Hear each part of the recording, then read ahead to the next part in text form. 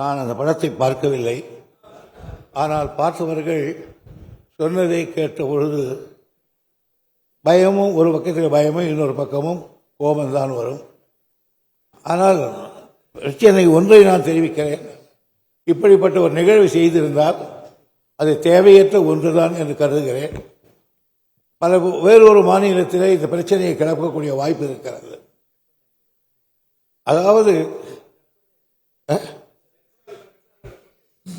Sir நல்லது. ஆனால் இல்லை, நான் சொன்னேன் இந்த முல்லை பெரியார் பிரச்சனையே என்ன இல்ல, தமிழ்நாட்டில் அந்த காட்சிகளோடு திரையிடப்படக்கூடாதுங்கிறது தான் கோரிக்கை.